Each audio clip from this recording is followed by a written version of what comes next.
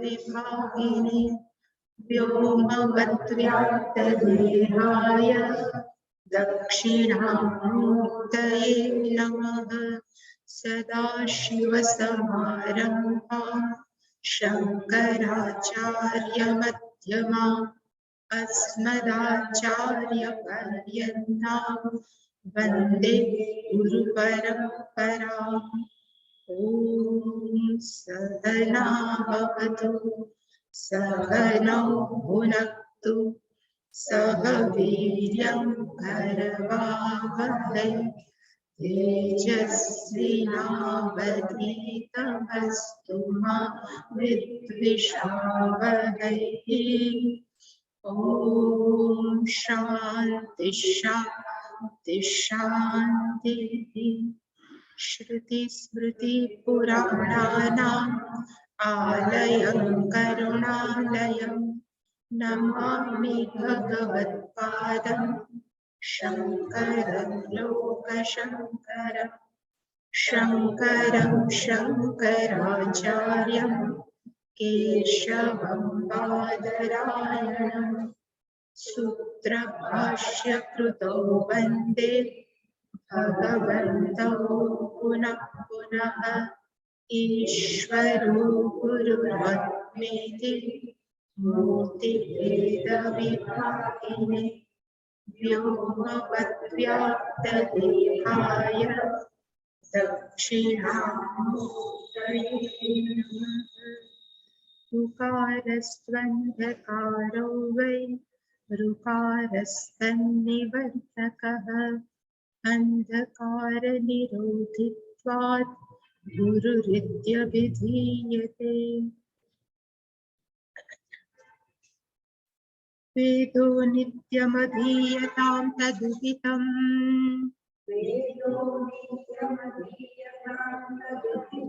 कर्म स्वनुष्ठीयताम्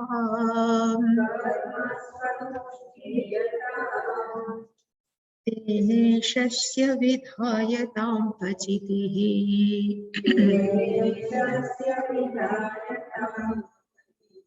काम्ये मतिस्त्यज्यताम्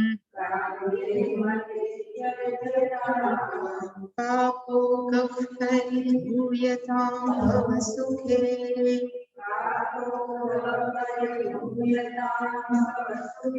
दोषोऽनुसन्धीयताम् आत्मेच्छाव्यवसीयतां निजगृहात्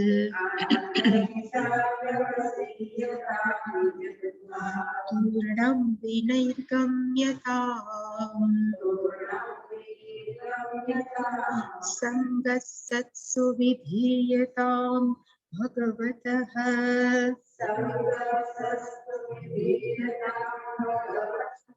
भक्तिर्दृढाधीयतां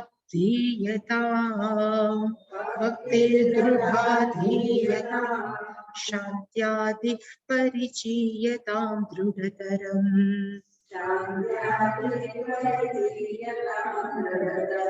कर्माशु सन्त्यज्यताम् सद्विद्वानुपसृप्यतां प्रतिदिनम्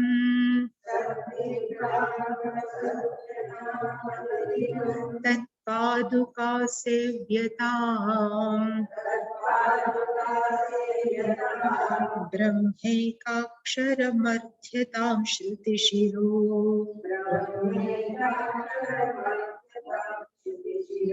वाक्यं समाकर्ण्यताम्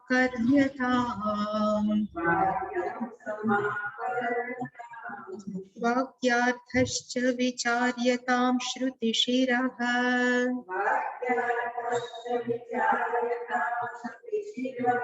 पक्षः समाश्रीयताम् दुस्तर्कात् सुविरम्यतां श्रुतिमतः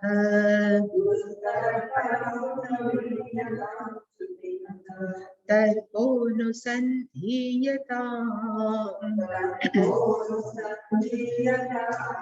ब्रह्मास्मीति विभाव्यताम् अहरहः हरः गर्वः परित्यज्यताम् देहेऽहं मतिरुच्यतां बुधजनैः मतिरुच्यतां बुधजनैः वादः परित्यज्यताम् क्षुद्यादिश्चिकित्सितया क्षुद्यादिश्चिकित्स्यतां प्रतिदिनम् क्षुद्यादिश्चिकित्सितां प्रतिदिनं भिक्षौषधं भुज्यताम् स्वातन्नं तु न तु याच्यतां विधिवशात् न तु याच्यतां विधिवशात् प्राप्तेन सन्तुष्यताम् शीतोष्णादिविषह्यतां न तु वृथा शक्यतां न तु वृथा वाक्यं समुच्चर्यताम् औदासीन्यमविप्स्यतां जनकृपा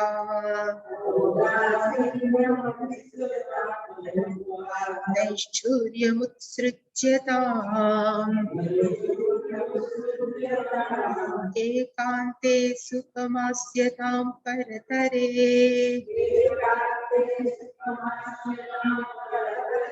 चेतः समाधीयताम् पूर्णात्मासु समीक्ष्यतां जगदिदम् तद्बाधितं दृश्यताम् प्राक्कर्म प्रविलाप्यतां चितिबलात् नाप्युत्तरे श्लिष्यताम् प्रारब्धं त्विह भुज्यतामथ पर त्विह भुज्यतामथ ब्रह्मात्मना स्थीयताम्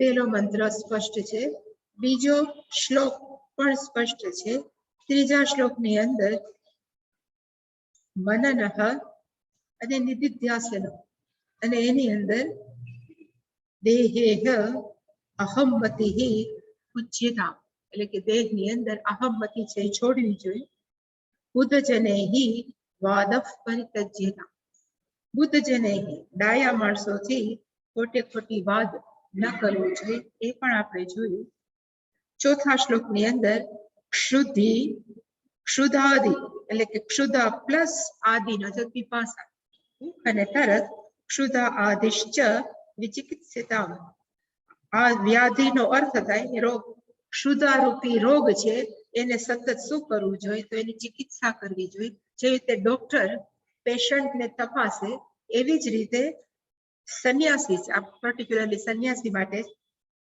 સંન્યાસીએ હવે મને જ્ઞાન થયું છે મારે ખાવું પીવું નથી એવો ભાવ ન રાખવો એની સતત ચેક કરવું પડે કે શરીરને બરાબર મળે છે કે નહીં કે ક્ષુધાદિ ચ ચિકિત્સિતામ અને પછીનું આપણે ત્યાં સુધી જોયું હતું પ્રતિદિનમ ભિક્ષા ઔષધમ ભુજ્યતા રોજનું રોજ છે એ ભિક્ષારૂપી ઔષધ પેલી ક્ષુધા હતી એ વ્યાધિ હતી એક રોગ હતો જ્યારે એનું મેડિસિન કયું છે અને કીધું પ્રતિદિનમ ભિક્ષા એટલે કે ભિક્ષા ઔષધમ શું કામ લખ્યું છે એટલે કે એની આપણે એમ કહી શકાય કે જ્યારે આપણને કોઈ દવા આપે ત્યારે દવા એમ ન કહેવાય કે કડવી છે નથી ભાવતી તુરી છે નથી ભાવતી આવો ટેસ્ટ છે ઔષધમ ઇઝ ઔષધમ જેવું છે એવું ગળી જવાનું હોય એવી રીતે સાધુએ ભિક્ષા છે કેવી રીતે લેવી જોઈએ તો કે ઔષધિની માફક મને આ ભાવે છે અને મને આ નથી ભાવતું એવો કોઈ પણ આગ્રહ રાખ્યા વગર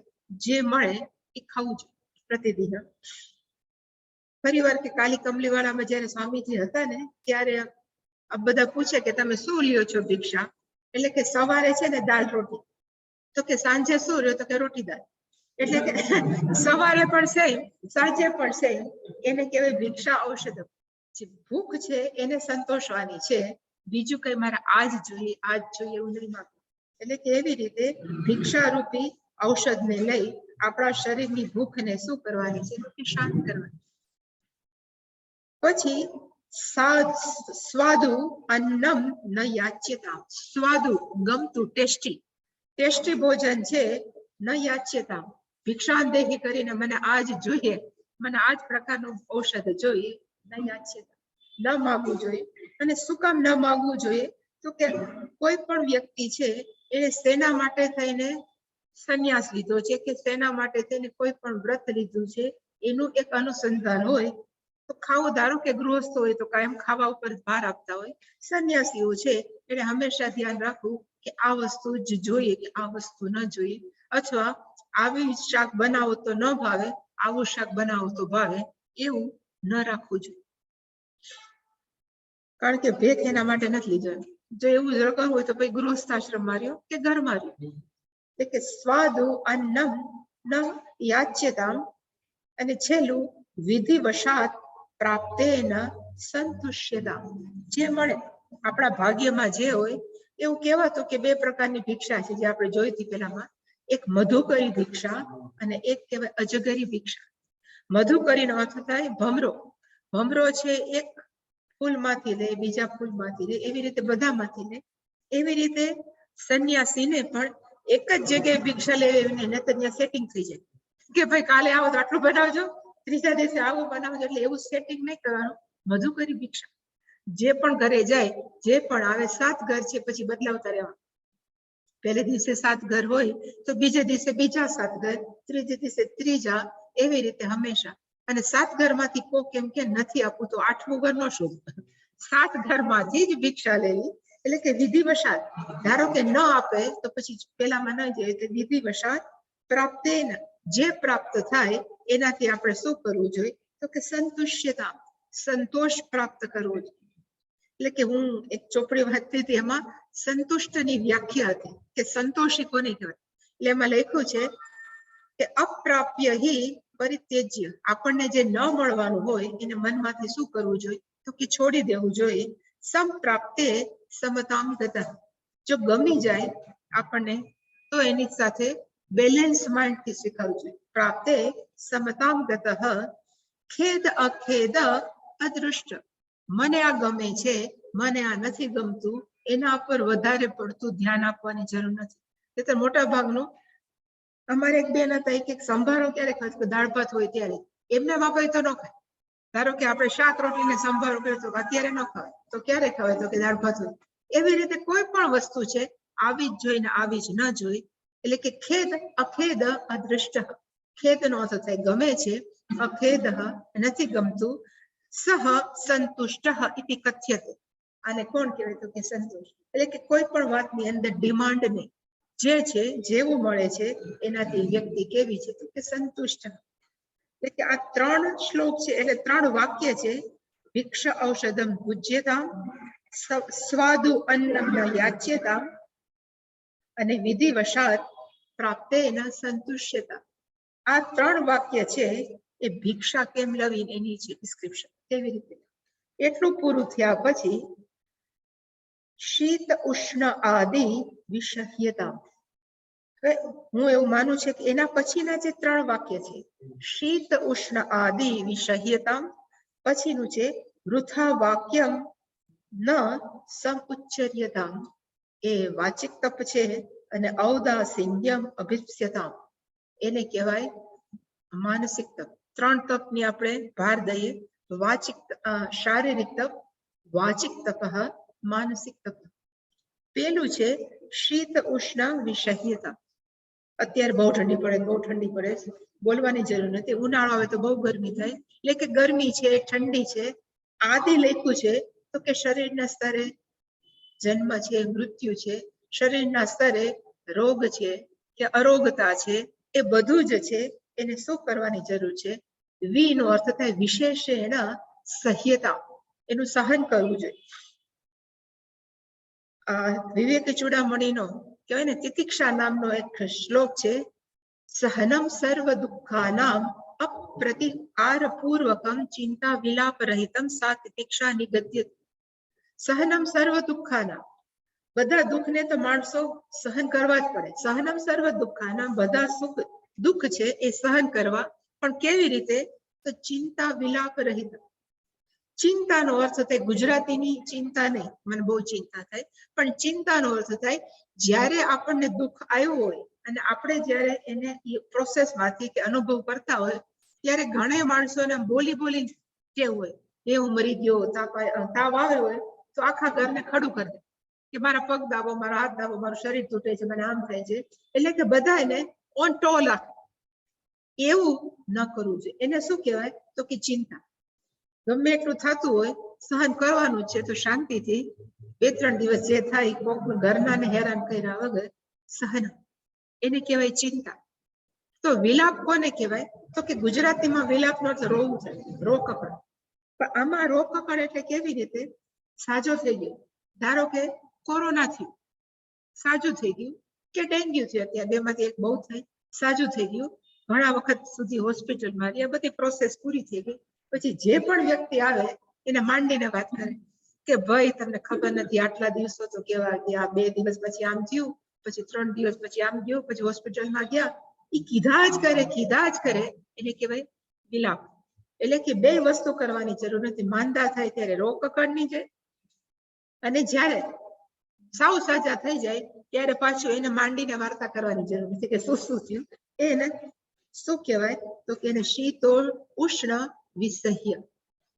માત્રા સ્પર્શાસ્તુ કૌંતેય શીતોષ્ણ સુખ દુઃખદાહ આગામ અપાયિનો અનિત્યાહ તાન તિતિક્ષસ્વ ભારત.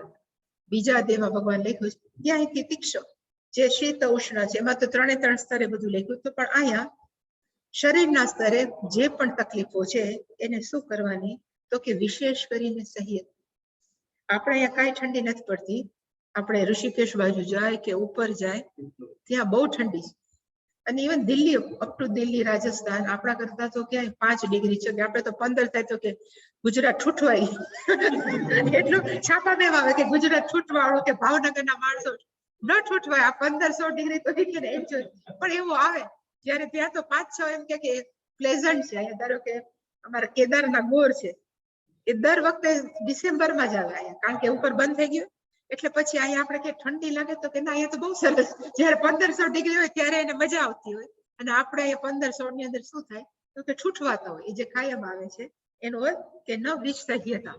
આપણે ગરમી કે ઠંડી છે એને વધારે પડતી સહન નથી કરતા, એના કરતા બેટર શું છે? તો કે સહન કરવું.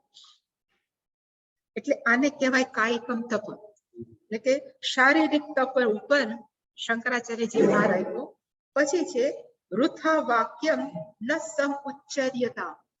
ખોટું વાક્ય છે એ ન બોલવું છે, એને કહેવાય વાક તપસ્યા. હું હંમેશા કહું કે 2 પ્રકારની ટોક હોય. એક ટોક કેવી હોય? તો કે ક્વોન્ટિટેટિવ, અને બીજા વાતચીત. વાતચીત કેવી હોય? તો ક્વોન્ટિટેટિવ, અને બીજી હોય ક્વોલિટેટિવ. ક્વોન્ટિટેટિવમાં શું હોય કે આપણે જેવા મળ્યા તો બોલ્યા જ કરે. પછી આપણે પહોંચીએ કે 10 મિનિટ પહેલા તું શું બોલ્યો તને યાદ નહીં. એટલે કે જે આવે બોલ્યા, મોઢું મૂંગું ન રાખે, એને કહેવાય ક્વોન્ટિટેટિવ. જે રીતે ખાવામાં ઘણાને ક્વોલિટેટિવ ભાવે અને અમુકને ક્વોન્ટિટેટિવ ભાવે. આપણે કે શું જમશો? કે કાંઈ નહીં, પણ જથ્થો સારો હોવો જોઈએ, એટલું મને જોઈએ. એટલે એને કહેવાય ક્વોન્ટિટેટિવ. અને ક્વોલિટેટિવ નથી મારે જોઈ, મારે ન્યુટ્રિશિયસ જોઈશ કે આમ જોઈને કહેવાય ક્વોલિટી. એવી રીતે બોલવામાં પણ કેવું છે? તો કે ક્વોન્ટિટેટિવ છે ને ક્વોલિટેટિવ છે. એમાં વાક તપસની અંદર ક્વોન્ટિટેટિવ ન હોવું જોઈએ. વધારે પડતું બોલ એને કહેવાય ક્વોન્ટિટેટિવ. એ ન કરવું જોઈએ. પછી શું આવે? તો કે ક્વોલિટેટિવ.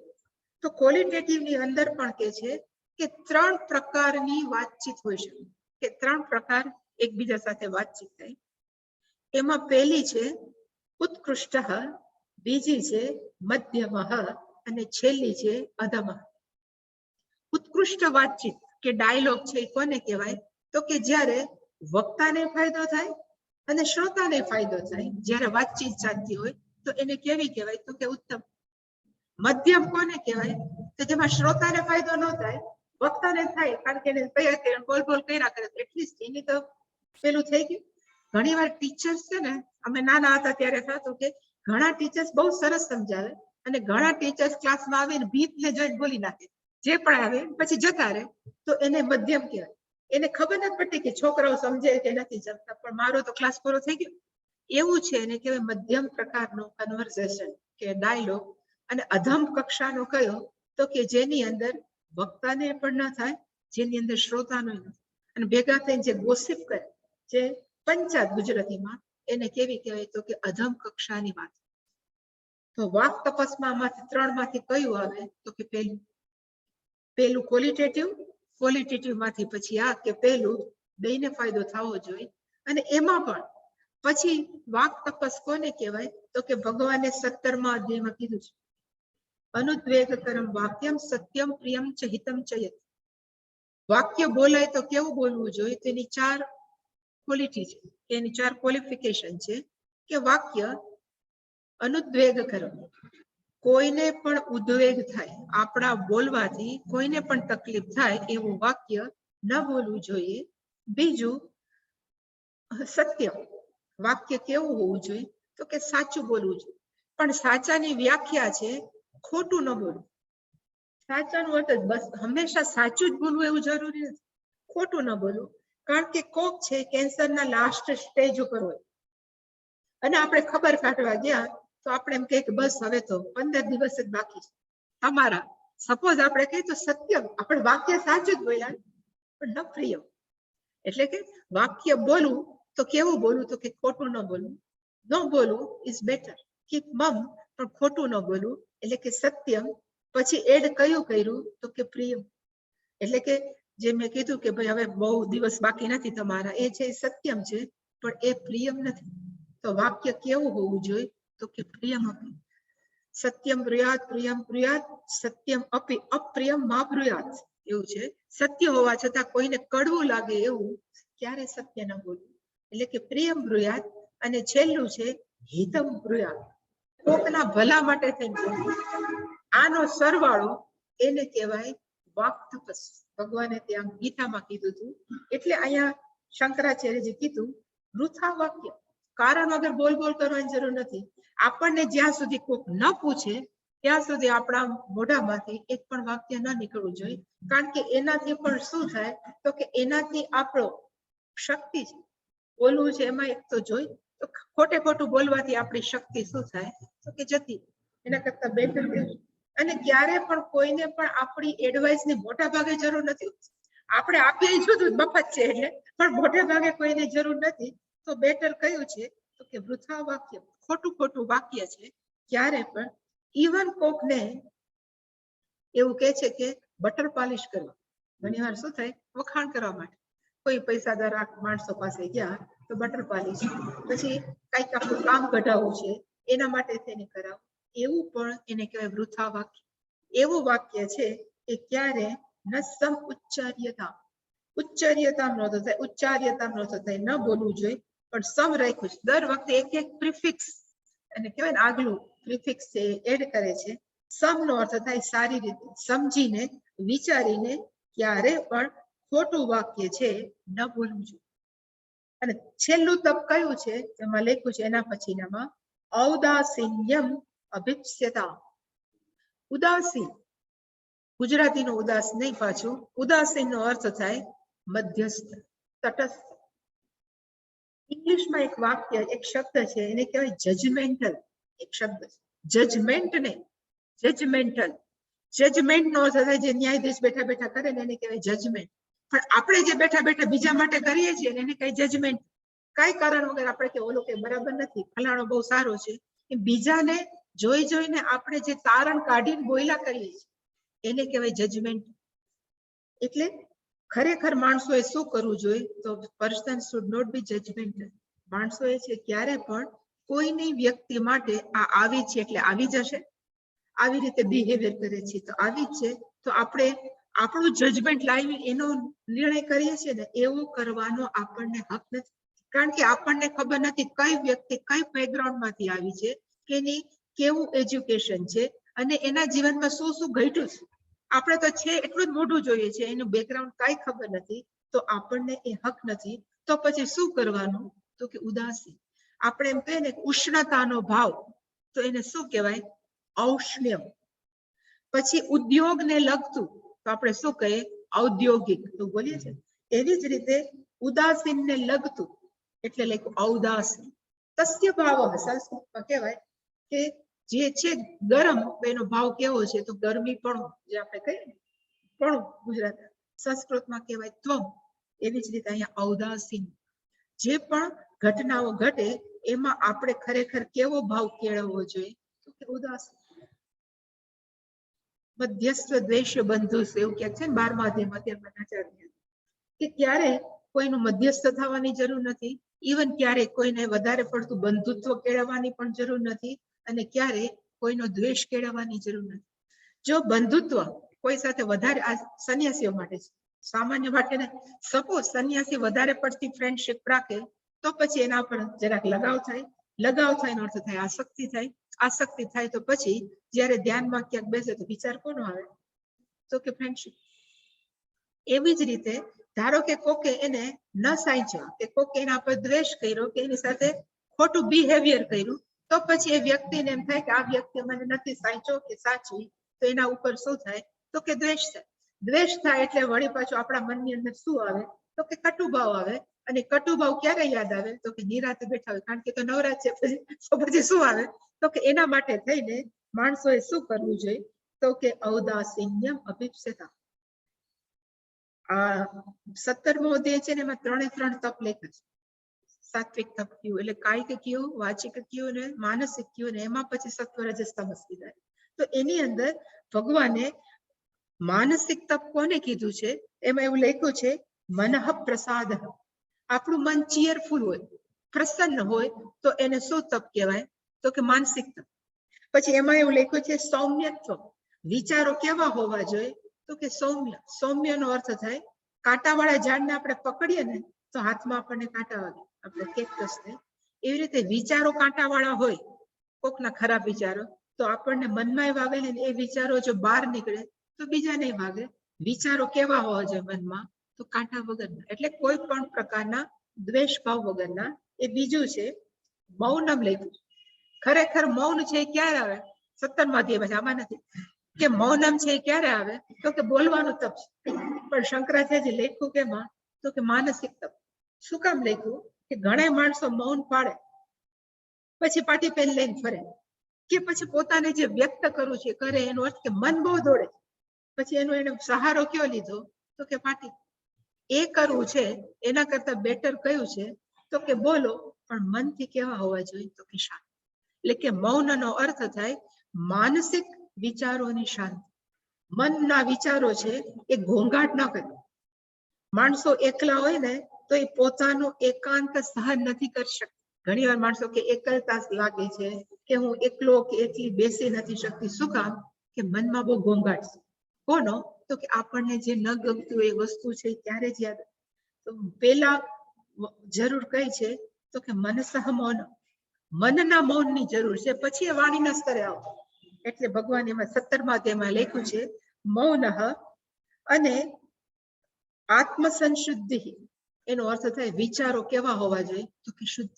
મનની વિચારો એટલે કે આત્મસંશુદ્ધિ, એ બધું હશે ને તો ઓટોમેટિકલી આપણું મન કેવું થઈ જશે? તો કે બધા જ બહારની જે પણ ઘટનાઓ ઘટે એના પર ઉદાસ। કોઈક વખાણ કરે તો પણ સારું, ન વખાણ કરે તો પણ સારું, કોઈ બોલાવે તો પણ વેલ એન્ડ ગુડ, ન બોલાવે તો વધારે વેલ એન્ડ ગુડ। આ બધાને શું કહેવાય? ઉદાસ, મધ્યસ્થ। અભિપ્સ્યતામ પછીનો છે જન કૃપા નૈષ્ઠુર્યમ ઉત્સૃજ્યતા। હવે જન છે ને જે શબ્દ, એ જન કૃપા અને એ જે જન છે એ નૈષ્ઠુર્ય બે સાથે। ઉત્સૃજ્યતાનો અર્થ છોડી દેવું છે। શું છોડવાની જરૂર છે? જન કૃપા પણ છોડવાની જરૂર છે, પ્લસ જન નૈષ્ઠુર્યમ પણ છોડવાની જરૂર છે। જન કૃપાનો અર્થ એટલે આ બે રીતે લીધું છે ને, આપણે સમાસ જુદી રીતે કરીએ તો કે જનસ્ય કૃપા, માણસો છે આપણા પર બહુ કૃપા કરે એટલે વધારે પડતો વાલ કરે કે આપણા પર પ્રેમ વરસાવે, તો પણ બી અવેર। વધારે પડતો માણસો આપણને ભાવ રાખે તો આપણને સાવધાન રહેવું જોઈએ કે એમાં તણાઈ ન જાય। એને કહેવાય જન કૃપા ઉત્સૃજ્યતા। માણસો બહુ વધારે પડતું માન આપે તો મનમાં રાખવાની જરૂર નથી, મને આટલું માન આપે। પછી એવી જ રીતે જન નૈષ્ઠુર્ય, માણસો જો આખું પર નિષ્ઠુરતા રાખે, નિષ્ઠુરસ્ય ભાવઃ નૈષ્ઠુર્ય, કે જે નિષ્ઠુર છે એ જે હંમેશા એવો ભાવ રાખે, એના પરથી મનમાં શું રાખવું જોઈએ તો કે છોડી દે, કે માણસો વધારે પડતું આદર રાખે કે માણસો આપણને ભાવ ન આપે, એ બંનેથી સાધુ હોય કે સંન્યાસી શું થવું જોઈએ તો એને મનમાંથી છોડી દેવું જોઈએ. એક સ્ટોરી છે ને, વાંધો ને આમ તો હજી છે થોડુંક 10-15 મિનિટ વેચલો, કારણ કે આખો શ્લોક બાદ, પણ એક સ્ટોરી એવી છે કે એક સાધુ હતો, યુવાન સંન્યાસી હતો અને ગામમાં રહેતો હતો. વાર્તા સાંભળી હશે કદાચ. પછી એનું બહુ માન હતું, બધા આવીને એને જમાડે, જેવી રીતે અહીંયા તમે બધા ભિક્ષા કરાવો છો એવી જ રીતે બહુ એને પ્રેમ સન્માન હતું. હવે એક દિવસ એ રાતે એના કુટિયામાં સૂતો હતો એ યુવાન સંન્યાસી, તો 12 નાના છોકરાના રડવાનો અવાજ આવ્યો, એટલે કે ન્યૂબોર્ન ચાઇલ્ડ, એટલે એને બારણું ખોલીને જોયું તો એના કુટિયા પાસે એક નવજાત શિશુ હતું અને રોતું હતું. હવે માણસ કોઈ પણ છે શું કરે, છોકરું રોતું એટલે ઉઠાવી લે, એને ઉઠાવી લીધું. જેવું ઉઠાવી લીધું બધા જ માણસો હતા એ દોડતા આવ્યા, જે બધા ગામના માણસો હતા, અને એને કીધું કે અમને ખબર નહોતી કે તમે આવા છો, ત્યાં તમારું પાપ છે, કે જે બોલવું હોય એ બધું બોલ્યા. તો એને કાંઈ ન બોલ્યું, આજે સંન્યાસી હતો. અને પછી માણસો એનો બહિષ્કાર કર્યો કે અમે જે તમને ભિક્ષા આપતા હતા કે જે બધું આપતા તે હવે તમને નહીં આપીએ. તો એ કાંઈ ન બોલ્યો. છોકરાને સાચવવા માટે બીજેથી દૂધ લઈ આવે કે બકરા દૂધ આવે, એ બાળકને જે થાય પોતાની રીતે સાચવ્યું. 3-4 મહિનાનું છોકરું થયું એ છોકરું છે. પછી અચાનક કોઈક વળી પાછો રાતે કોઈક એનું બારણું નોક કરી ખખડાયું, તો જોયું તો એક બેન ઊભી હતી. એટલે કીધું તું કોણ, એ તો ઓળખતો નહોતો. એને કીધું છોકરાની માં, તમારી પાસે જે બાળક છે એની હું માં છું. પછી એને ધ્રુસકે બાઈ બેન રડી કે આમ કહેવાય ને કે એમને બાળક આવ્યું હતું વિધાઉટ મેરેજ. પછી બાળક આવ્યું તો મને એમ થયું કે બધા પૂછવા માંડ્યા ક્યાંથી આવ્યું, કોણ છે, તો હું એકદમ ડરી ગઈ, તો તમારે ત્યાં મૂકી ગઈ. એટલે પછી તમારા ઉપર આ આવ્યું, એટલે બધા માણસોને લઈને આવી, એક માં એક બાપ માં હતી, એને બધાને જાહેરમાં કીધું કે આની આ છે, નાનો ફાધર છે, આ છે, આ તો હું અત્યારે ડરી ગઈ હતી એટલે આ મૂકી ગઈ. એટલે વાળી પછી બધાએ પાછી સંન્યાસીઓને શું કર્યું, સોરી કર્યું, બધા પગે લાગ્યા કે હવે અમે બધા રાખશું. પણ એ બેની વચ્ચે આ કેવો હતો તો કે જન કૃપા જન નૈષ્ઠુર્ય. પેલા બહુ કૃપા કરતા હતા અને પછી નિષ્ઠુરતા કરી, મનમાંથી કેવું ઉછળ્યું છે. કારણ કે આપણને ખબર નથી ક્યારે પગરખાનો હાર મળે અને ક્યારે ફૂલનો હાર મળે. બેની વચ્ચે માણસોએ શું રહેવું જોઈએ તો કે થયા. એમાં લખ્યું કે જન કૃપા નૈષ્ઠુર્યમ ઉત્સૃજ્યત. 4 શ્લોક પૂરા થયા. 5મા શ્લોકની અંદર હવે આમાં લખ્યું છે ફરીવાર નિધિધ્યાસનમ અથવા મેડિટેશનમાં કેમ બેસવું. આ ખાલી એનું વર્ણન છે કે માણસોએ શું કરવું જોઈએ તો કે એકાંતે સુખમ આસ્યતા.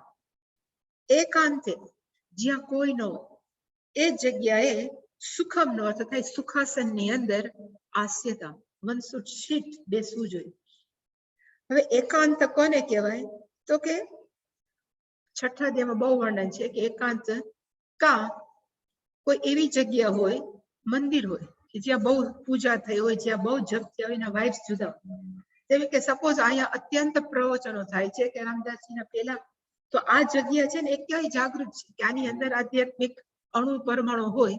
અથવા આવી કઈ ન મળે તો આપણા ઘરની અંદર એક રૂમ તો એવો જ હોય કે જ્યાં આપણે પૂજાને કરતા હોય, તો બીજા બધા જ રૂમ કરતા એ વધારે આધ્યાત્મિક દ્રષ્ટિએ કેવો હોય તો કે પાવરફુલ હોય. ત્યારે એકાંત ત્યાં જઈ અને માણસો ન ઉઠ્યા હોય ત્યારે, અથવા આપણું ડોર બંધ કરીને એકાંત, એવી રીતે સુખમાસ્યતા. અને એકાંતનો અર્થ એવો પણ થાય કે બીજી જગ્યાએ એવું કે છે કે શંકરાચાર્ય ભાષ્યમાં લખ્યું છે 6ઠા અધ્યાયના કે નદી કાંઠે રહેવું અથવા કોઈ ગુફામાં જઈને રહેવું. કારણ કે આ વર્ણન બધું સંન્યાસીઓને એની જરૂર નથી, ઘરમાં જ રહેવું, કે નદી કાંઠે કે કોઈ ગુફામાં. ઇવન એને લખ્યું છે કે જ્યાં ઇવન કોઈ માણસો ન આપી શકે એવા કઈ ભિક્ષા કોઈ ન હોય, ત્યાં જઈને એકાંત રહસ્ય સ્થિત. આપણે કહેવાય ને 6ઠા અધ્યાયમાં એવું છે યોગી યુંજિત સતતમ આત્માનમ રહસી. રહસ્યનો અર્થ થાય એકાંત. એવી જગ્યાએ છે બેસવું. પછી બેસીને શું કરવાનું? એટલે કીધું પરતરે ચેત સમાધિયતા. પરનો અર્થ થાય માયા, તરનો અર્થ થાય એનાથી પર. એટલે કે જે માયાથી પર છે એની અંદર આપણું મન છે સમાધિયતા. એની અંદર આપણું મન છે એ સારી રીતે સ્થિર કરવું જોઈએ. સમાધિયતાનું ધારો કે એને આપણે સંસ્કૃતમાં એનું વિશ્લેષણ કરીએ ત્યારે મેં સમાધિમાં કીધું હતું સમ્યક આધીયતે મનઃ યસ્મિન. જેની અંદર આપણું મન છે સારી રીતે પરોવાઈ જાય એને કહેવાય સમાધિ. એટલે લખ્યું સમાધિ. એક જગ્યાએ આપણું મન છે એ પરોવી દો, સ્થિર કરી દો. અને કઈ જગ્યાએ? તો કે પરત. પછી આપણે કોઈ પણ મંત્ર લઈ શકીએ. સપોઝ ન અંતઃપ્રજ્ઞમ ન બહિષ્પ્રજ્ઞમ, એ આખું ખોલવા જાવ તો એક આખો કલાક જોઈએ. પણ સપોઝ એકો એક જે મંત્રના શબ્દ છે ન અંતઃપ્રજ્ઞ એટલે શું, ન બહિષ્પ્રજ્ઞ છે, એક માંથી શબ્દમાંથી આપણે આપણી જાતને કાઢતા જઈએ કે હું આ નથી, તો પછી હું કોણ છું? તો કે અદૃષ્ટમ અવ્યવહારમ. એ બધું જ કોનું સ્વરૂપ છે? તો કે મારું સ્વરૂપ છે. એવી રીતે એની અંદર મન છે સમાધિ. એટલે આ પાછું બે શ્લોક છે ને એ ખરેખર નિધિધ્યાસનના છે. જેવી રીતે બ્રહ્માસ્મિ ઇતિ વિભાવ્યતા ત્રીજા શ્લોકમાં છે એ પણ નિધિધ્યાસન છે. એવી રીતે અહીંયા બે શ્લોક છે, એક બે લાઈન છે એ કેવી છે? તો કે નિધિધ્યાસન. કોઈ પણ પછી ઈશાવાસ્ય બધાની અંદર બધી જગ્યાએ એક એક મંત્ર એવો જ છે કે જેની અંદર પરમાત્મા કેવા છે એનું વર્ણન છે. આપણને જે ગમે. પછી અદૃશ્યમ અગ્રાહ્યમ અલક્ષણમ એ છે કે અદૃશ્યમ મુંડકની અંદર ઓલમોસ્ટ સેમ છે. એનો લઈએ કે ઇવન આપણે તૈત્તરીય ઉપનિષદ એક એક શબ્દ લઈ એના પર આપણે વિચાર કરીએ. આપણે 15મો અધ્યાય બોલીએ છીએ ને એની અંદર છે પુરુષોત્તમ યોગ એમ છે ને, એની અંદર ભાવિમો પુરુષો લોકે ક્ષરશ્ચાક્ષર એવ ચ ક્ષર સર્વાણી ભૂતાની કૂટસ્થ અક્ષર ઉચ્યતે. ત્યાં કૂટસ્થનો અર્થ શું થાય છે? તો કે માયા. ક્ષર સર્વાણી ભૂતાની, ક્ષરનો અર્થ શું થાય? તો કે બધા જ પ્રાણીઓ છે ક્ષર છે, ક્ષરથી. પણ કૂટસ્થનો અર્થ શું છે? તો કે અક્ષર.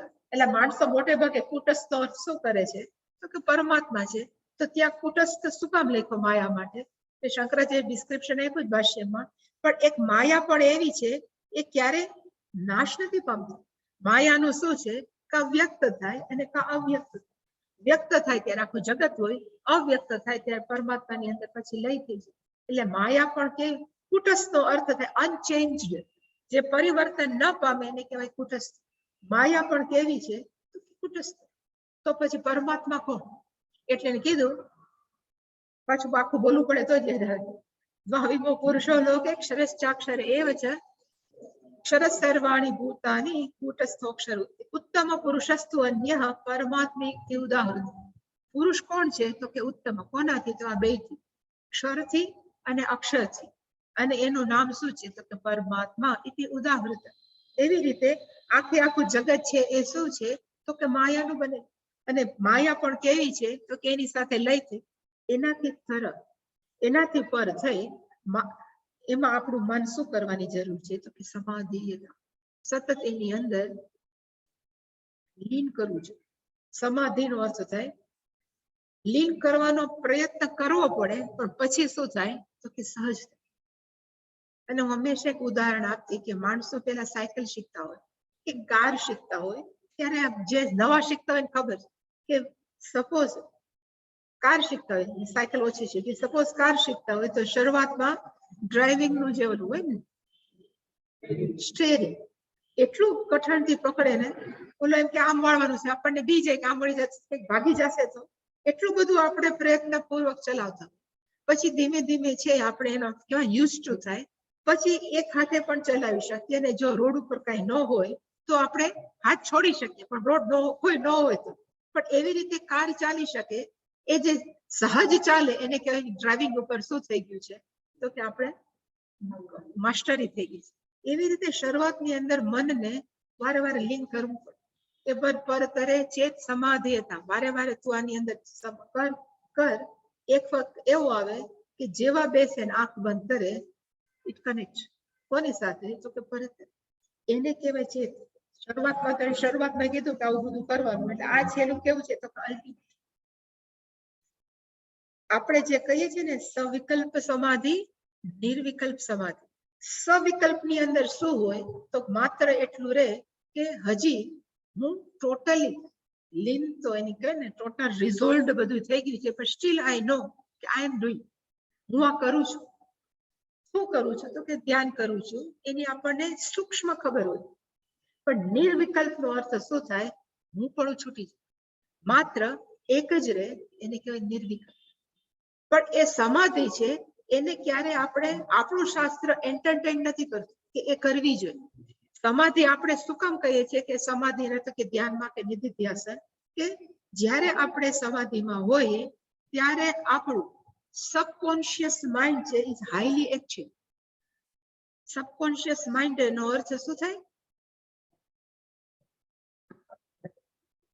જાગૃત મન અર્ધ જાગૃત મન છે એ હાઈલી એક્ટિવ હોય અને જો આપણે એ બધા જ શબ્દો કે હું સર્વવ્યાપક છું અહીંયા છે જે બધું ઈશ્વર છે બધા જ પ્રાણીઓ છે ઈશ્વરનું જ સ્વરૂપ છે એવા બધા આપણે ટોટલી આપણી જાતને ભૂલીને કરીએ ત્યારે એ બધા જ શબ્દો છે એબ્સોર્બ બાય સબકોન્શિયસ માઇન્ડ એ એબ્સોર્બ કરી લે એટલે કે એને લઈ લે અને એકવાર એવું કે છે કારણ કે સબકોન્શિયસ માઇન્ડ નું ડેફિનેશન મને ટાઈમ નથી પણ શાસ્ત્ર એટલે અત્યારના સાયકિયાટ્રિક એવું કે છે કે આપણું જાગૃત મન છે ને એ ક્યાં સુધી જાગે તો કે આપણે જાગતા હોય ત્યાં સુધી એને કહેવાય જાગૃત સબકોન્શિયસ માઇન્ડ નો અર્થ થાય અર્ધ જાગૃત મન છે એ 24 કલાક જાગે એટલે કે આપણે સુઈ ગયા હોય તો એ કાર્યરત જ હોય એટલે કે આપણે સુઈ જાય એલા મૂકીએ પછી પહેલા આપણે ઉઠી જાય જનરલી કે આપણે ઉઠવાનું છે તો એ ઉઠાડે જ કોણ તો કે સબકોન્શિયસ માઇન્ડ અમે નાના હતા એમ કહેતા નારદજીને કયો ને કે મામ એમ કહેતી નારદજીને કહી દેવું એટલે ઉઠાડી દેશે પણ નારદજી એટલે સબકોન્શિયસ માઇન્ડ એ આપણને ઉઠાડે એટલે કે સબકોન્શિયસ માઇન્ડ ને whatever you give positive or negative anything આપણે જે કે બ્રેન વોશ કરે છે એ ખરેખર સબકોન્શિયસ માઇન્ડ ની અંદર આપણે જે પણ આ સારા વાક્યો કે જે પણ આ વેદાંતનું જે છે એ આપણે મૂકી દઈએ તો એ ઓલવેઝ ટેક ફોર 24 અવર્સ અને પછી એમાંથી નવું આપણને સૂચક અત્યારના સાયન્ટિસ્ટ છે એ લોકો શું કરે છે ખબર જેને પોતાનું અમુક જગ્યાએ અટકી ગયા હોય એને આખું કંઈક નવી શોધ કરી હોય પણ અમુક જગ્યાએ એને ખબર ન પડે કે આનો આ થાય પછી બહુ શોધે પછી આમે શોધ કરીને મન બેર મારી ગયું એટલે ખબર ન પડે કે આમાંથી હું શું કરું તો ક્લિક થાય બધું બહાર નીકળી જાય એટલે એ પોતાના વાળ બાંધે એ અમુક મને સાયન્ટિસ્ટ તમને કીધું વાળ બાંધી અને સુવાનો પ્રયત્ન કરે હવે સુવા જાય એટલે વાળ ખેંચે એટલે વળી પાછું જાગે એટલે એનું માઇન્ડ છે એ આપણે કહીએ તંદ્રા અવસ્થામાં જાય સમાધિમાં બેસતા કોઈ ન આવડતું હોય એટલે તંદ્રામાં જાય અને તંદ્રા પણ એવું કે છે કે ત્યારે સબકોન્શિયસ માઇન્ડ હાઈલી એક્ટિવ એટલે કે તંદ્રામાં જાય એટલે વળી પાછો વિચાર કરે કે ઓલું જે નથી થતું એનું શું એમાંથી નીકળે શું નીકળે એટલે અચાનક પછી એમ કે એકાદ મહિના પછી ઓલું પાછું બહાર કાઢે વિચાર કરી સબકોન્શિયસ માઇન્ડ કે આનો અર્થ કદાચ આવો હોઈ શકે એ કરવા વાળું કોણ છે તો કે સબકોન્શિયસ અને ક્યારે થાય તો ચેત સમાધિ આ તો પેલામાં સાયન્સ ની અંદર એનું મન સમાધિ કરી દે આપણે કેમાં કરવાનું તો કે પરમાત્મા એટલે કે પરતરે ચેત સમાધિયતા અને એકવાર ઈશ્વર સાથે મન છે એ સમ્યક થઈ ગયું પછી શું કરવાની જરૂર છે એટલે લેખું પૂર્ણ આત્મા સુસમીક્ષતા આત્મા કેવો છે તો કે પૂર્ણ એનું શું કરવાની જરૂર છે તો કે એનું સારી રીતે સમીક્ષાનો અથવા એનાલિસિસ એનું એનાલિસિસ કરવાની જરૂર છે અને કેવી રીતે તો કે સપોઝ પાછું આ જાય આપણે બોલીએ છીએ આજે ક્લાસ પૂરો થાય એવરી આફ્ટર ક્લાસ આપણે બોલીએ છીએ પૂર્ણમદ પૂર્ણમિદમ પૂર્ણાત પૂર્ણમુદચ્યતે પૂર્ણસ્ય પૂર્ણમાદાય પૂર્ણમેવાવશિષ્યતે ત્યાં પૂર્ણનો અર્થ આપણે એમ કહીએ છીએ કે પૂરું થયું એટલા માટે એવા ભાવથી માણસો બોલે છે પણ ખરેખર આ પૂર્ણ એટલે શું આ જોયું ને એ પહેલા આપણે આને જોઈએ પૂર્ણ પછી જોશું સેમ ક્વેશ્ચન છે કે કેમાંથી બની આપણે કે માટીમાંથી બન્યું તો એને કહેવાય કે સપોઝ અહીંયા માટી પડી હોય અહીંયા ધારો કે માટી પડી હોય ને ધડો પડ્યો હોય તો ઈદમનો અર્થ થાય આ અને અદહ એની અંદર એનો અર્થ થાય તે. જ્યારે આપણે બોલીએ ઇદમ પૂર્ણ, એનો અર્થ થાય આ પૂર્ણ છે. અને પૂર્ણમદઃ એમાં અદહ પૂર્ણ, તે પણ પૂર્ણ છે. એનો અર્થ કે અહીંયા ઘડો પડ્યો છે, અહીંયા માટી પડી. તો આપણે બોલીએ કે ઇદમ, ઇદમ ન બોલે પણ છતાં એમ કહું કે ઇદમ ઘટઃ પૂર્ણમ, આ ઘડો છે કેવો છે? તો કે પૂર્ણમ ને બદલે બોલીએ માટી. એટલે કે આ ઘડો કેવી છે? તો કે માટી છે. પેલી છે, અહીંયા ધારો કે માટીનો લંપ રાખ્યો હોય તો આપણે શું કહેવાય? તે પણ માટી છે, આ પણ માટી છે. પૂર્ણાત પૂર્ણમ ઉદચ્યતે, પૂર્ણમદ પૂર્ણમિદમ પૂર્ણાત પૂર્ણ.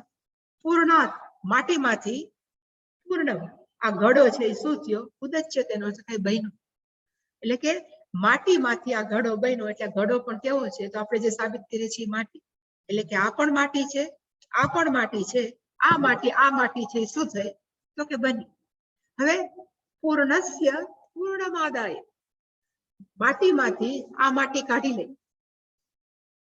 આ ઘડો છે તો કેમ કે આમાંથી માટી કાઢી લ્યો તો શું રહેશે?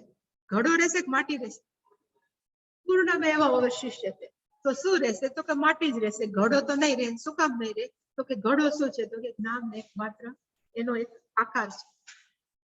એવી જ રીતે આનું પણ છે. ઇદમ જગત એ કેવું છે? પૂર્ણ. શું કામ પૂર્ણ છે? તો કે અદહ પૂર્ણ. તે પરમાત્મા છે એ કેવો છે? તો કે પૂર્ણ. અને પૂર્ણનો અર્થ થાય દેશ, વસ્તુ, કાળ અમર્યાદિત. વળી પાછું પૂર્ણની વ્યાખ્યા નહીં કરું, પણ એવો પરમાત્મા છે. એ પરમાત્મામાંથી ઇદમ જગત છે. એટલે કે પરમાત્મા પણ પૂર્ણ છે, આ પણ ઇદમ જગત અપી પૂર્ણ. એનું કારણ કયું છે? કે પૂર્ણાત પૂર્ણમ ઉદચ્યતે. આ પૂર્ણ ભગવાન માંથી આ પૂર્ણ છે, આ જગત છે ઉત્પન્ન થયું છે. એટલે જગત પણ કેવું છે? તો કે પૂર્ણ. હવે જેવી રીતે ઘડામાંથી માટી કાઢી લીધી તો બાકી કયું રહ્યું? તો કે માટી જ રહી. એવી પૂર્ણાત જગત, પૂર્ણ જગતમાંથી પૂર્ણ રૂપી પરમાત્મા જો કાઢી લે તો જગત રહેશે કે પરમાત્મા રહેશે? પૂર્ણમેવ અવશિષ્યતે. અને પૂર્ણ કોણ છે? તો અહમસ્મિ. એવો આત્મા છે એ કોણ છે? તો કે હું છું. આવી રીતે આ ક્લાસ લેવામાં 1 કલાક થાય. એકચ્યુઅલી પૂર્ણ છે, પણ એવું કહેવાય છે કે એ છે ને એ મહાવાક્ય છે. આખી અખબાર પૂર્ણમિદમ છે, અને જો બરાબર આપણે ખોલીએ એક શબ્દને, ઇઝ અ મહાવાક્ય. પણ અહીંયા ખાલી કે આપણે કોણ છીએ? તો કે આખું જગત છે એ પૂર્ણનું બનેલું છે. તો એમાં રહેલો હું પણ કોણ છું? તો કે પૂર્ણાત્મા. કારણ કે પૂર્ણાથી પૂર્ણ છે એ ક્યારે બાકી બહાર ન હોય. સપોઝ આપણે કહીએ કે ઘઉંના લોટમાંથી રોટલી બની, તો રોટલી શું છે? ઘઉંનો લોટ જ છે. હવે એમાંથી ઘઉંનો લોટ કાઢી નાખે તો રોટલી જેવું છે? તો રોટલી એક નામ જ છે. એવી રીતે આખું જગત જો પરમાત્માથી બન્યું હોય ને પરમાત્મા જો ઉપાદાન કારણ હોય તો ઉપાદાન કાઢી નાખીએ તો શું રહે?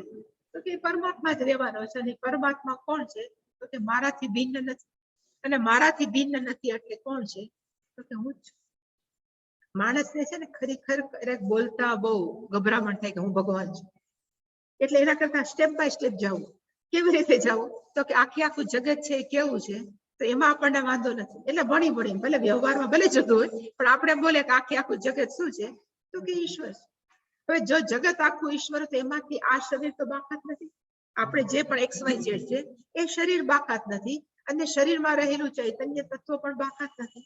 અને જો એ બાકાત ન હોય તો જે સર્વવ્યાપક પરમાત્મા છે એનાથી જુદો ચોખ્ખો પાડી દે તો ચૈતન્ય તત્વ ન હોય તો એનો અર્થ શું થાય? કે અંદરનું ચૈતન્ય છે એ બહાર વ્યાપક છે પરમાત્મા સાથે કેવું છે? તો એક જ છે. અને જો એક છે તો ત્રીજું વાક્ય બોલવામાં આપણને સંકોચ ન થવો જોઈએ. પેલા આપણે બોલીએ કે બધુંય ભગવાન છે, હું ભગવાનથી ભિન્ન નથી. અને સાચું વાક્ય કયું છે? અહમ બ્રહ્માસ્મિ, હું ભગવાન જ છું. એટલે આવી રીતે સુસમીક્ષતા, આવી રીતે સતત આપણે ધ્યાનમાં બેસીને શું કરવાનું છે? તો આની સમીક્ષા, કે આખું જગત છે એ કેવું છે? તો એના પછી લખ્યું ઇદમ જગત તત બાધિતમ. આખું જગત કેવું છે? તો એનાથી બાધ છે. અત્યાર સુધી આપણે પ્રયત્ન કર્યો કે આ ઘડો છે એમાંથી માટી કાઢી લઈ તો ઘડા શું થયો? તો નથી. તો ઘડાને આપણે બાધ કર્યો કહેવાય. એને બાદ બાકી કરી, પણ કેવી રીતે? With understanding. આપણે ઘડા તોડવાની જરૂર નથી, કાંઈ કરવાની, પણ જ્યારે આપણે કહીએ કે આમાં ઘડો નથી, ખરેખર માટી છે, ત્યારે આપણા સમજણમાં, આપણી અન્ડરસ્ટેન્ડિંગ ની અંદર અહીંયા ઘડા રૂપી નથી, અહીંયા માત્ર માટી. એને કહેવાય કે ઘડાનો આપણે શું કર્યો તો કે બાદ. એટલે મેં આટલા આ મંત્ર લીધો, પૂર્ણમદ પૂર્ણમિદં પૂર્ણાત પૂર્ણમુદચ્યતે. આખા જગતમાંથી પરમાત્મા નીકળી ગયો તો જગત શું છે? નામ અનેક આકાર, અનેક નામ ને અનેક આકાર. એને શું કહેવાય તો બાધ્યતા.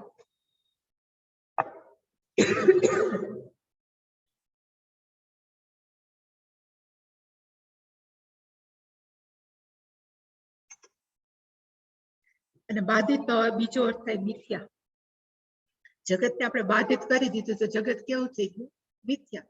મિથ્યાનો અર્થ કાયમ નથી એવું નથી. મિથ્યાનો અર્થ થાય છે છતાં નથી. ત્રણ વસ્તુ છે એવું કે એક છે, એક નથી, એટલે કે સંપૂર્ણ નથી, અને એક કેવું છે? છે નથી. છે એટલે કયું છે તો કે પરમાત્મા. નથીમાં શું આવે તો કે સસલાનું શીંગડું. નથીમાં શું આવે? હવે તો વંધ્યા પુત્ર ન કહેવાય, નહીતર વંધ્યા પુત્ર કે ઘણું બધું છે કે આપણે ખપુષ્પ. કેમ કે આકાશમાં કેટલા બધા ગુલાબ ઉગ્યા છે, ન ઉગે આકાશમાં કોઈ નહીં, એટલે કે એ બધો કેવા છે તો નથીમાં જ આવે. તો એક છે, એક નથી, અને વચલું કેવું છે તો કે છે મહિનો આવે, નથી મહિનો. એમાં શું આવે તો કે બિચારો ઘડો. આપણે કહીએ છે તો આપણે કેવું પડે છે, પણ માટી છે કે ઘડો? તો આપણે કહીએ માટી, તો ઘડો છે કે નહીં? છે. એવી રીતે આખું જગત એ કેમાં આવે તો કે છે મહિનો આવે, નથી મહિનો આવે. પણ છે શું કામ તો એનાથી તો જ્ઞાન થાય. આ જગત ન હોત કેમ કે તમે પરમાત્મા છો, પણ એમાં આપણને ટકો નથી પડતો. છે ને નથી છે એ જ આપણને જ્ઞાન આપે છે કે વાસ્તવિક નથી, પણ છે એની સાથે તું જોડાઈ જાય. એટલે કે એવી રીતે ઈદમ જગત તદ બાધિતમ.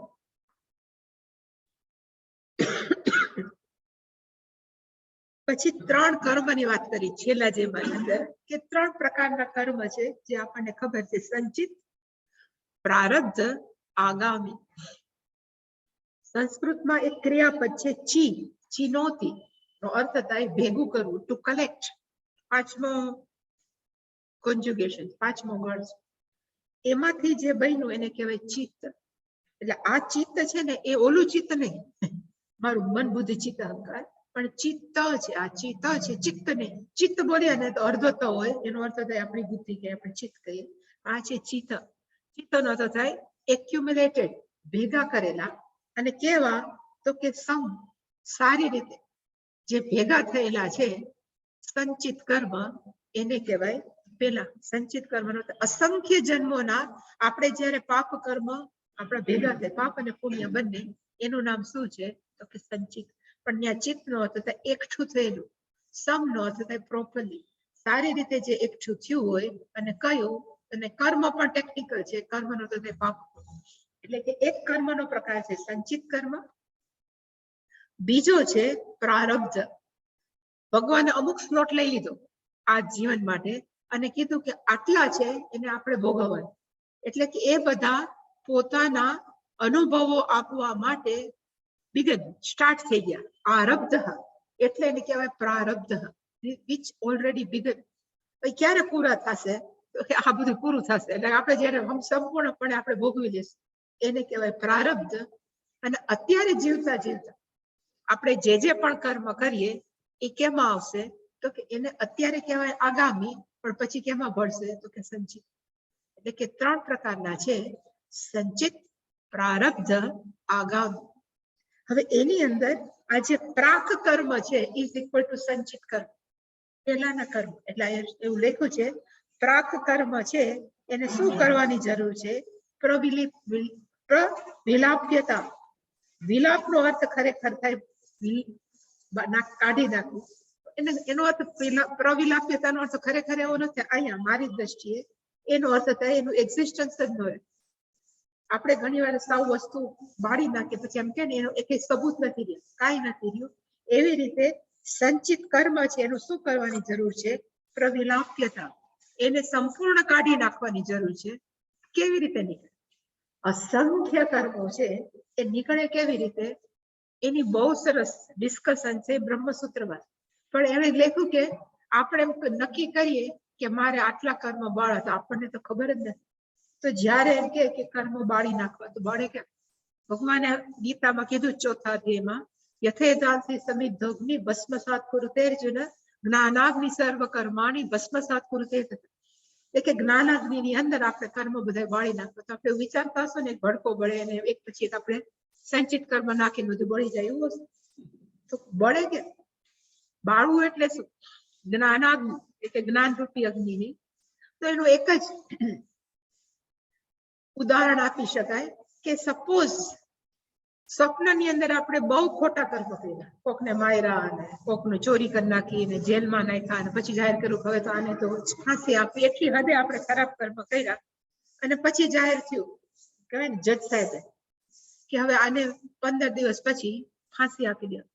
હવે એ બધાની અંદર આપણને કેવું થતું હોય કે આ બધા ભોગવવાનું, હવે મરી જવાનું છે. ત્યાં કોક ઉઠીને એમ કે 8 વાગી ગયા, ઉઠો. સપોઝ તો આપણા જે બધા દુખી થતા હતા સ્વપ્નની અંદર કે હવે મને મારી નાખશે, ના કરશે, બધું શું થઈ ગયું? પ્રવિલિપ્યતા. એનું નામ છે એને બાળવાની જરૂર નથી, એ હતા જ નહીં. સ્વપ્નની અંદર જે આપણે કર્મ કર્યા એને બાળવાની જરૂર નથી, એ જતા રહ્યા.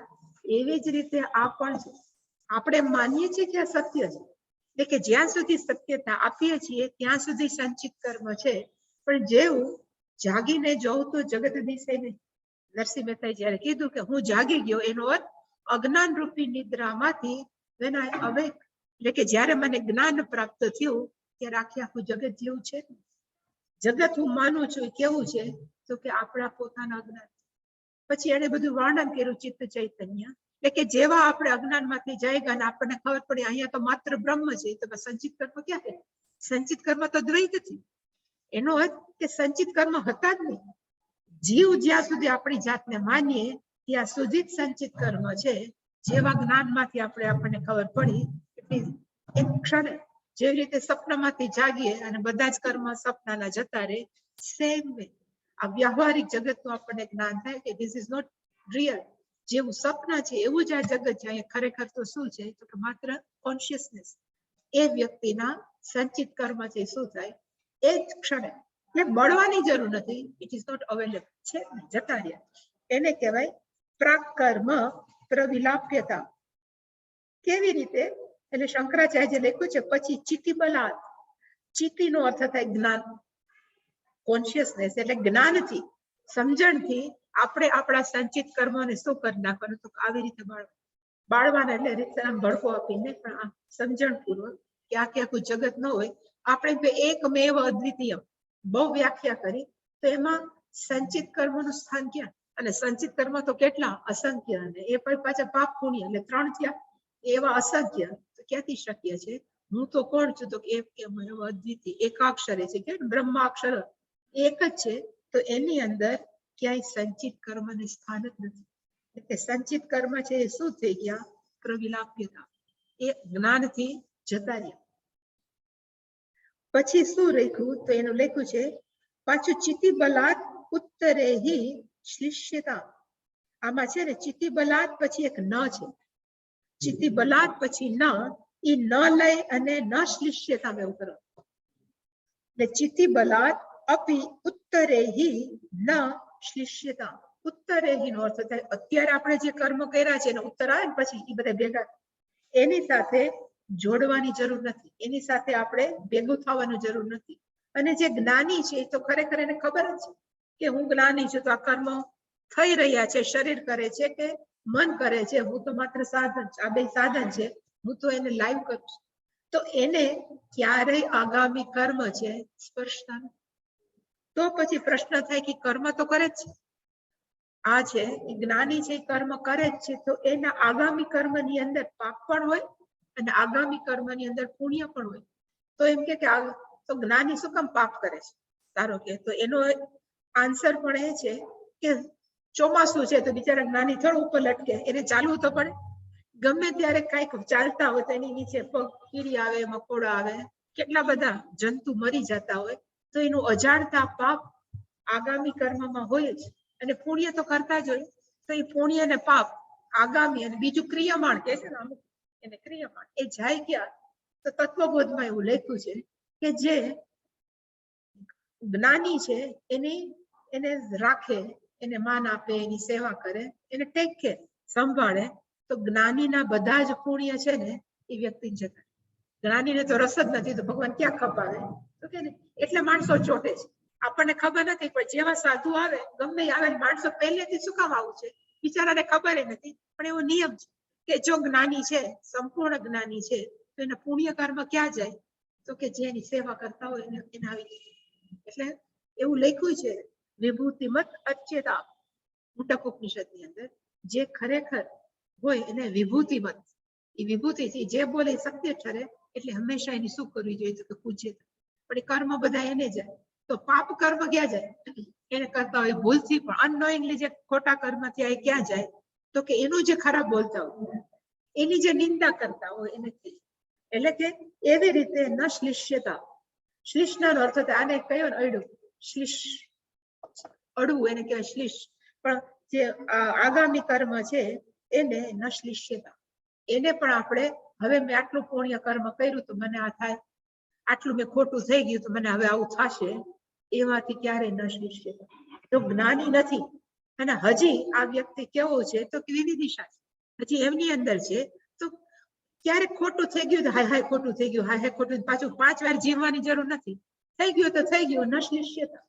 અને ઇવન હું બહુ પુણ્ય કરું છું એવું જાહેર કરવાની જરૂર છે, ન શ્લિષ્યતા. લેટ ઇટ બી, જેમ થાય છે શરીરમાંથી જે કરો છો એ કરતા રહ્યો, ન શ્લિષ્યતા. અને બાકી ક્યું રહ્યું? તો કે પ્રારબ્ધ. એનું કોઈને આપી દેવાનું, કોકના ખાતામાં નાખવાનું એવું છે, તો કે ઈહ ભુજ્યતા, એને તો ભોગવવું જ પડશે, એને એક્સપિરિયન્સ કરવો જ પડશે. તો કે પ્રારબ્ધમ તું ઈહ ભુજ્યતા, પોતાનું પછી એ પ્રારબ્ધની અંદર પણ પાછા પાપ કર્મ હોય, એ પ્રારબ્ધમાં પુણ્ય હોય. આપણને એમ થાય કે રામકૃષ્ણ પરમહંસને કેન્સર શું કામ થયું, કે રમણ મહર્ષિ જે મોટી મોટી વિભૂતિ જેને આપણે બહુ પીડાતા છે કે આટલા બધા પેઇન શું કામ, તો એ પણ પોતાનું લઈને આવ્યો હોય. અને કેટલાય પ્રેયરથી કોકનું એને પાપને કંઈક લઈ લીધું હોય, એનાથી એ બધા જ હંમેશા કેવા હોય? તો કે પીડાતા. પણ એમાં ક્યારેક કકળાટ નથી કરતો. ક્યારે રામકૃષ્ણ પરમહંસ વાંચતા હોય તો એમણે ફરિયાદ નથી કરી કે મને બહુ પેઇન થાય. એ રીતે રમણ મહર્ષિ તો એમ જ કહેતા ઓપરેશન કરી નાખો, હું બેઠો છું. એને સ્થિતિ આપવાની જરૂર નથી. એટલી હદે શું કામ? તો કે જે ભોગવવાનું છે, અનુભવવાનું, ભોગવવા કરતા પણ અનુભવવાનું છે, તો પછી અનુભવ લે. એટલે કે પ્રારબ્ધ કર્મનું શું કરવાની જરૂર છે? તો કે અનુભવવાની જરૂર છે. અને છેલ્લે જ્યારે પ્રારબ્ધ કર્મ પૂરા થાય ત્યારે શું કરવાની જરૂર છે? તો કે પરબ્રહ્માત્મના સ્થિયતા, એ પરમાત્માની અંદર પછી આપણે શું કરવાની જરૂર છે? તો કે જેવી રીતે આની અંદરનું આકાશ તોડી નાખીએ તો બહારના આકાશ સાથે કેવું થઈ જાય? તો કે છેલ્લું શ્લોક છે, છેલ્લું વાક્ય છે કેના માટે? તો કે મર્યા પછી એનું શું થશે? પ્રારબ્ધમ ભુજ્યતા, ભોગવી લીધા પછી જ્યારે એનો છેલ્લો સમય આવશે ત્યારે શું થશે? તો કે સ્થિર થઈ જશે, સ્થિયતા, એક થઈ જશે. કોની સાથે? પરબ્રહ્માત્મા, ઈશ્વરની સાથે. જેને સંસ્કૃત આવડતું એને કહેવાય ઇત્થમ ભૂતે તૃતીય, ઇન ધ ફોર્મ ઓફ ઈશ્વર. બ્રહ્મના સ્વરૂપની અંદર જ એ બ્રહ્મ સાથે શું થશે? તો કે એક થઈ જશે. મેં અહીંયા ક્યાંક લખ્યું છે, હા આઈ થિંક આમાં છે મુંડક ઉપનિષદની અંદર, કે જ્યારે આવા લોકો શરીર છોડે ત્યારે એનું શું થાય? મુંડક ઉપનિષદમાં છે મેં જે લખ્યું છે. ગતા કલાહા પંચ દશક પ્રતિષ્ઠા, એની પંચદશ કલા. આપણે કઈ ભગવાન 16 કળા, આપણી કળા કેટલી હોય એની ડિસ્ક્રિપ્શન છે, પણ એની 15 કળા છે એની જગ્યાએ જતી. પછી આપણી અંદર બધા દેવતા બેઠા હોય, જ્ઞાન, આ જ્ઞાન, એ બધા છે, બધા મુખ્ય દેવતા ભેગા. કારણ કે આપણે એમ કે આના દેવતા કોણ છે? તો સૂર્ય દેવતા. એ સૂર્ય દેવતા છે પાછા ગ્રીક દેવતા જોડે. એટલે એક એક દેવતા છે.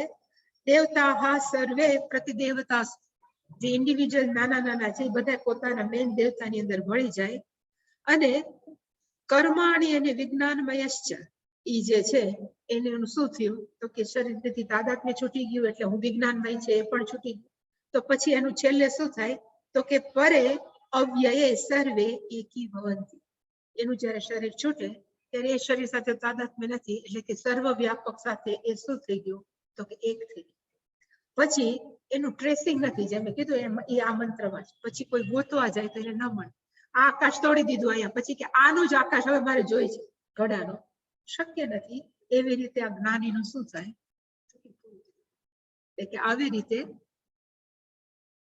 સાધન પંચક એવું કે છે કે કાંઈ ન કરીને આટલું વિચારીએ ને તોય આપણા જીવનને ઇટ ઇઝ વેરી હેલ્પફુલ, કે કેવી રીતે આપણે જીવન જીવવું. 40 ક્રિયાપદો છે. 40 ક્રિયાપદની અંદર જે પણ ઇન્ફોર્મેશન, એ જે માહિતીઓ છે, એને આપણા જીવનની અંદર પ્રમાણિકપણે આપણે જીવીએ તો આપણને ખબર ન પડે ક્યારે આપણે પહોંચી આ બધાની.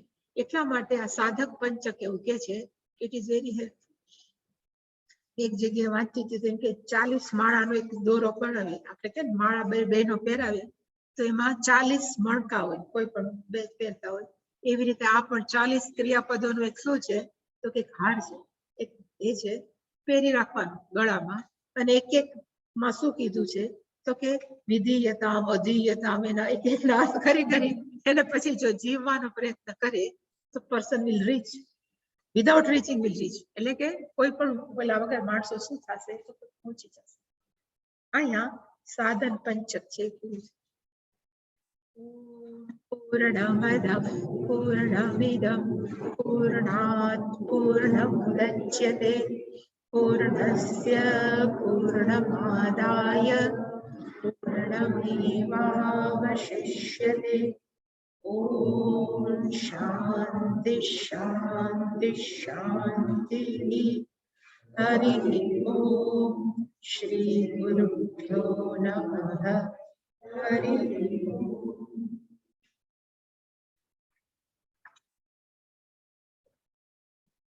હજી પ્રશ્ન હોય તો પૂછી શકાય, નહીતર પછી આ કાઢ નાખ. કોઈ પ્રશ્ન છે?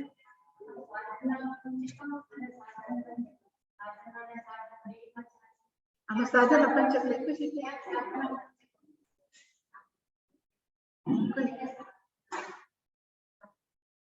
કોનું લખેલું છે? એટલે પ્રિન્ટેડ બાય વોટ? એનું પબ્લિશર કોણ? ચિન્મયાનંદ. સાધન પંચક લખ્યું છે. તો હું એવું માનું છું કે સાધના છે ને, એ સાધનાનો અર્થ થાય કે સપોઝ આપણે ખાતા હોય અને જે ક્રિયા હોય એને ભોજન કહે. એવી રીતે આપણે જે પણ પરમાત્માને પામવા માટે જે સાધક છે, એ જે પણ કંઈ કરતો હોય તો એને શું કહેવાય? તો કે એને પ્રાપ્ત કરવાની સાધના. તો એ સાધનાના ભાગરૂપે આ 40 ક્રિયાપદો છે હેલ્પફુલ છે. સાધન છે ને સાધના છે. પણ સાચું કયું છે? હવે હું ઓલામાં જોઈશ, જે પેલું હોય ને બીજી ઓળી, પણ સાધના કયો કે સાધન, એમાં કોઈ બહુ ફેર નથી. પણ સાધના આવી રીતે લઈ શકાય. અને આમાં સાધન અર્થ થાય ઇન્સ્ટ્રુમેન્ટ, અને સાધનાનો અર્થ થાય ક્રિયા. ફેર એટલો જ. પંચ તો પછી પંચકમ ન હોય તો સાધના પંચમાં હોવી જોઈએ સંસ્કૃત પ્રમાણે. કારણ કે જો ફેમિનિન છે સાધના, તો પંચમાં થઈ, પણ એ નથી. પંચમી હોય ખરેખર સાધના, પણ એવું નથી. એટલે સાધન પંચકમ જ હશે, કારણ કે પંચકમ ઇઝ ન્યુટ્રલ છે. આ પણ ન્યુટ્રલ હોવું કરી શકાય.